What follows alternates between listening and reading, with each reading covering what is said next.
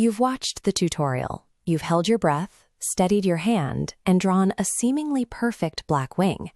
But then you finally open your eye in the mirror, and that sharp flick completely crumples into a distorted smudge. It's a common frustration. You follow professional step-by-step instructions with total precision, only to find the wing drooping or disappearing the moment your face moves. Traditional tutorials often fail because they rely on a flawed premise. They treat the eyelid like a static, two-dimensional sheet of paper, assuming a single copy-and-paste procedure works for everyone. But an eyelid is a moving, three-dimensional structure. It's composed of unique slopes, hidden creases, and overlapping skin folds that shift dynamically with every blink. Flawless application depends on how well you map that specific architecture. Ignoring these slopes and folds makes a failed wing almost inevitable. To see why, we can look at the almond eye as a baseline. Because it has a naturally lifted outer corner and a clear, uninterrupted lid, it's the only shape where a standard, continuous wing actually stays visible. On a hooded eye, that geometry changes. Excess skin below the brow bone hovers over the lid.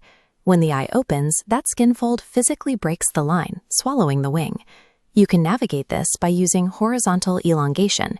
Instead of angling the liner up into the crease, the wing is drawn straight outward from the outer corner, bypassing the hood entirely. Another option is the bat wing. By mapping the liner with your eye open, you create a stepped geometric shape across the fold.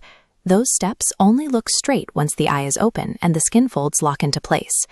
Monolid eyes present a different challenge. Here, the primary feature is the absence of a crease, creating a smooth, continuous surface from the lash to the brow. Because the lid sits smoothly, thin lines drawn at the lashes tend to vanish. The solution isn't to change the angle, but the scale.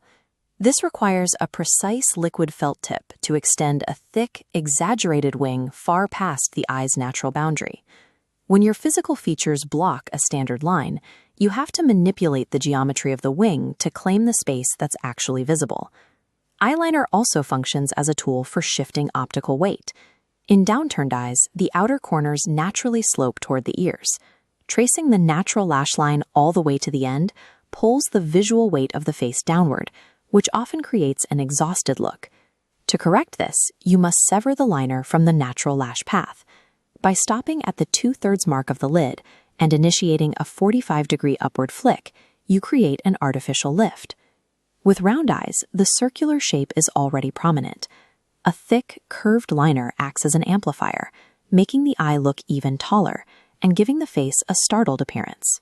The goal is to stretch that circular shape into an elongated oval. We do this by strictly lining the outer thirds of the eye with a thin, smudged gel liner to pull the shape horizontally. Mapping your liner to your specific eye shape allows you to actively counteract its natural gravitational pull. To see how these principles work at the highest stakes, look at the graphic looks from Paris Haute Couture Week. For Dior's runway, Peter Phillips, the creative director of makeup, had to apply a uniform green glitter liner across a roster of models with vastly different eye shapes. If Phillips had applied this green glitter with a single copy-and-paste method, the result would have been inconsistent. The same line would have drooped on one model and completely vanished on the next. Phillips and his team avoid this by analyzing each model's eye shape and adjusting the angle and thickness of the glitter for every individual. This ensures that when the models are seen together on the runway, the makeup appears identical. The team at Dior is solving the exact same problem you face in the mirror: how to adapt a specific look to an unpredictable human shape. Whether it's a runway in Paris or your bathroom at home, the process is the same. The next time an eyeliner wing fails, don't blame a shaky hand. Step back, look at the topography of your lid, and adjust your map.